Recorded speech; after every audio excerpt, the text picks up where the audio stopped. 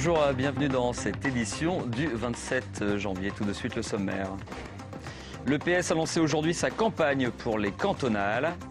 Deuxième volet de notre série consacrée à l'ouverture du MM Arena, le chantier et ses déboires. Aujourd'hui, la folle journée s'invite en prison, reportage aux Croisettes à Coulennes et puis mon invité est Pierre Vaugarny de la section bovine de la FDSEA de la Sarthe. Les éleveurs sont à nouveau en colère contre le groupe Bigard.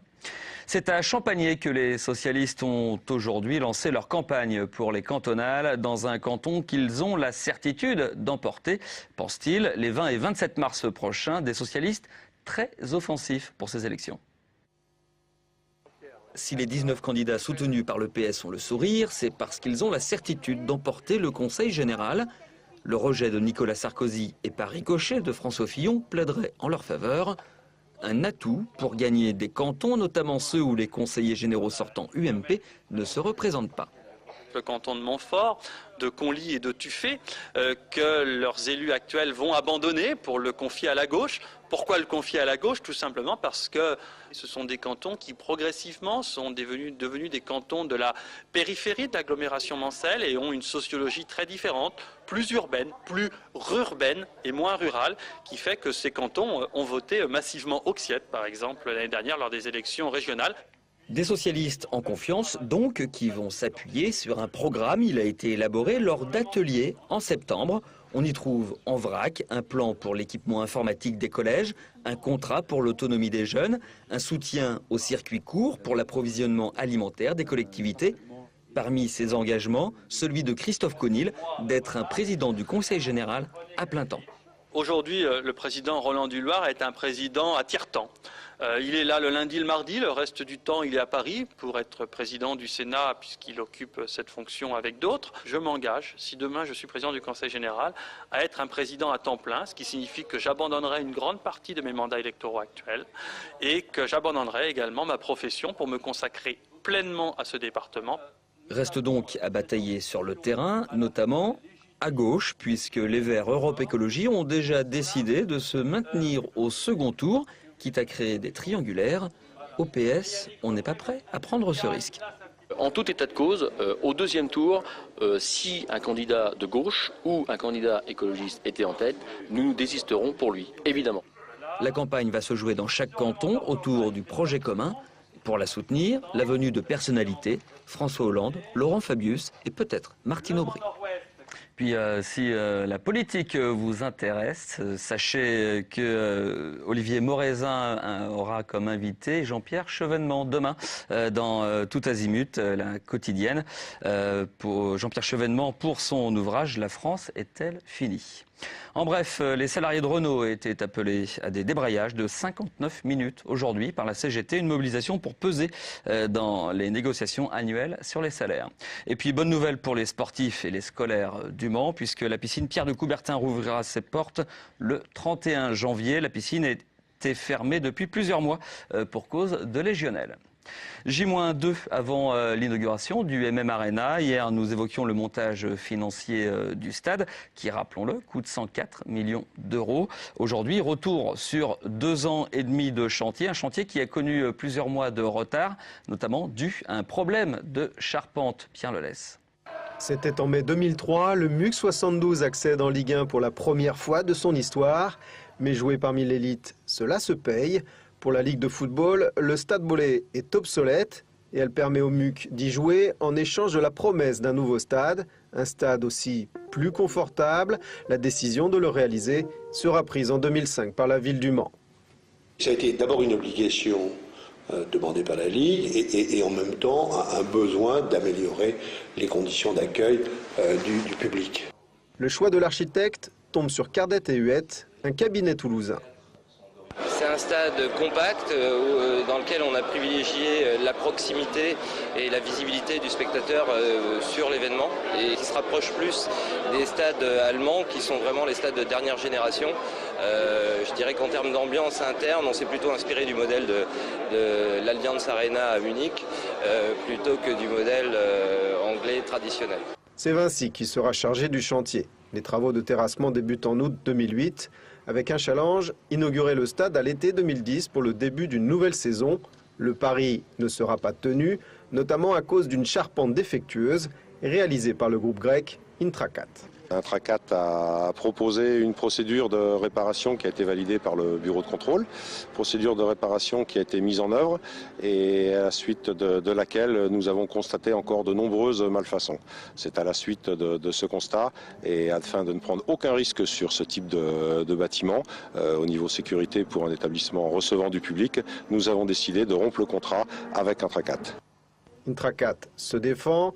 Dans Ouest France du 21 juillet 2010, le groupe renvoie la responsabilité à Vinci, à qui il reproche l'imprécision et des modifications multiples des plans et des choix techniques, et il s'en remet à une expertise judiciaire. Un procès est donc attendu. Le contentieux porte sur 9 millions d'euros. Entre-temps, Vinci décide de commander une nouvelle charpente de 1600 tonnes à 3 entreprises françaises et suisses. Ce sera fait, mais la livraison du stade n'aura pas lieu à la mi-novembre comme prévu, mais officiellement le 7 janvier. Et même au-delà, les travaux de finition continueront. Mardi, on en était encore à poser le bardage ou à couler le macadam du parking. Le chantier aura duré 30 mois. Voilà, et puis demain, l'info se délocalisera du côté du MM Arena pour une édition spéciale. Nous vous ferons découvrir les coulisses du stade, depuis le terrain jusqu'au vestiaire, en passant par le PC de vidéosurveillance ou encore les loges. On s'arrête à présent sur la question de l'élevage bovin. Les éleveurs sarthois ont mené une nouvelle action devant les abattoirs de la Socopa à Chéré. Aujourd'hui, des abattoirs déjà bloqués en novembre dernier. On en parle avec mon invité Pierre Vaugarny, président de la section bovine de la FDSEA de la Sarthe. Bonjour. Bonjour. La Socopa, c'est le groupe Bigard. Bigard qui est visé une nouvelle fois. Pourquoi ? Eh bien, vous savez, Bigard aujourd'hui, c'est près de 50% de la transformation de la viande bovine. Et dans certains domaines, je pense notamment au haché, c'est près de 80%. 80% des steaks hachés qui peuvent être achetés et consommés sur notre territoire sont issus de cette entreprise. Donc nos téléspectateurs comprendront aisément que c'est un personnage parmi d'autres qui fait, alors vous me permettrez pour un agriculteur de parler de pluie et de beau temps, il fait effectivement la pluie et le beau temps. Et quand je dis la pluie et le beau temps, en ce qui concerne en tout cas les consommateurs qui ont vu depuis 10 ans leur prix de la viande augmenter de près de 40%, et les producteurs qui eux sont dans des situations toujours aussi délicates. En tout cas pour nous, c'est pas le beau temps. Alors il y avait vous aviez mené une action en novembre, les abattoirs avaient été bloqués un peu partout en France, donc ce de Chéré y compris pendant plusieurs jours. Ça avait débouché sur des accords signés le 11 novembre. Qu'est-ce qu'il y avait dans ces accords et pourquoi aujourd'hui vous êtes à nouveau en colère ? D'abord, c'était effectivement un bras de fer, puisqu'on peut parler ainsi, un bras de fer assez que chacun se souvient, un bras de fer assez difficile, assez vraiment âpre. Ce qu'il en était sorti, c'est avant tout sous l'égide du ministère de l'Agriculture, je dirais des promesses. D'abord des promesses d'un travail de M. Bigard, je dirais, plus interprofessionnel, avec des relations plus courtoises avec notamment la production. C'était aussi la promesse, ou tout du moins dans la possibilité qui sont les siennes de faire augmenter le prix de la viande, comme partout, comme c'est le cas partout dans le monde actuellement. Au-delà de ça, c'était aussi... je dirais la certitude aussi de continuer à travailler plus étroitement avec la production. Donc aujourd'hui, si vous êtes en colère, c'est que rien n'a été tenu de ces engagements, aucun de ceux-ci ? Alors vous savez, les engagements effectivement ont été pris oralement, même si on considère que des choses qui se discutent et qui se entre guillemets, qui se termine autour du bureau d'un ministre, on peut considérer que c'est quelque chose qui est acté. Malgré tout, chacun aura à l'esprit que les enjeux financiers sont colossaux. Et le moins qu'on puisse dire, c'est que M. Bigard, avec les distributeurs, tout du moins traîne les pieds. Et aujourd'hui, en tout cas, la production reste toujours extrêmement en difficulté et les producteurs sont extrêmement... déterminé à ne pas laisser ainsi les choses se détériorer. C'est quoi la situation, en quelques mots, d'un producteur, d'un éleveur de Alors d'abord, effectivement, vous savez, le terme agriculture, c'est un terme aujourd'hui de plus en plus générique. Il y a deux mondes, je veux dire, un monde de l'animal et le monde du végétal. Effectivement, le monde de l'animal aujourd'hui est Et on a vu les producteurs de porc séjour, on a vu les producteurs de Yéti il y a quelques mois. Ouais. Les producteurs bovins, c'est des secteurs qui sont fragilisés, qui sont des métiers, je ne sais pas parce que j'en suis le représentant, tout le monde, nos téléspectateurs ont également des travaux délicats, mais c'est des métiers durs qui demandent des engagements financiers importants, ouais, et qui sont généralement faits plus par passion que par appât du gain. 9 000 € par an à peu près. Voilà, c'est tout à fait ça. On va devoir accélérer. Quelle demande vous faites aujourd'hui, vous, envers Bigard peut-être auprès du ministre de l'Agriculture aussi? Pour parler très clairement, aujourd'hui, nous avons une production qui disparaît chaque jour. La France et l'Europe n'est plus autosuffisante. Vous savez, les téléspectateurs qui nous écoutent ont aussi leurs difficultés. Il faut aussi savoir qu'au travers de ces difficultés des éleveurs, c'est aussi l'avenir de notre alimentation qui est en jeu. Les élevages disparaissent. Nous ne sommes plus, comme je l'ai dit, nous ne sommes plus autosuffisants. Ce que nous voulons, c'est tout simplement, dans cette filière, continuer à vivre de notre métier. Et croyez-moi, qu'avec un peu de bon sens, il y a tout à fait le moyen de faire vivre correctement des producteurs et de ne pas augmenter, voire même de baisser le prix d'un produit qui est certes bon, mais qui malgré tout est quand même très cher. Donc des actions prévues chez Bigard prochainement? Que les choses soient effectivement claires. Pour nous, producteurs, et également pour les consommateurs, la situation telle qu'elle est aujourd'hui, elle n'est pas soutenable. On ne peut pas ainsi valider un kidnapping de la sorte avec des rackets aussi flagrants.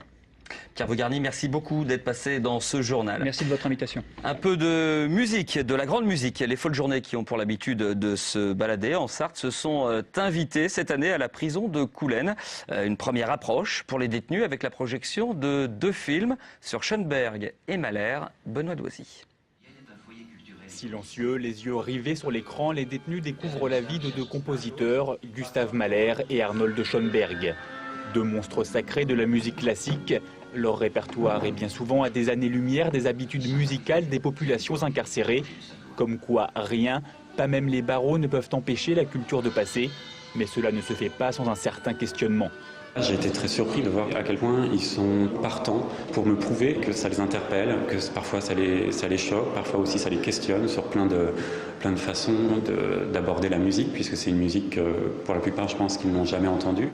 Il existe une méconnaissance quasi complète de ce genre musical, mais pas question pour autant de simplifier les explications au risque de dénaturer l'âme et le sens de la musique.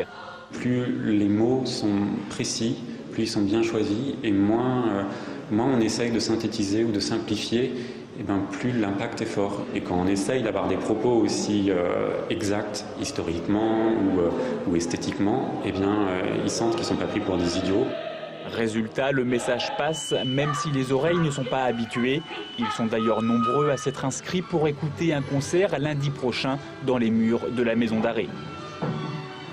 Et puis les concerts pour le grand public, c'est à partir de ce week-end, à Sablé-sur-Sarthe notamment, même dès ce vendredi. Ce journal est maintenant terminé. Prochain rendez-vous avec l'info dès demain, 18h30. Demain pour la découverte du MM Arena. En attendant, passez d'excellents moments sur l'MTV. Au revoir.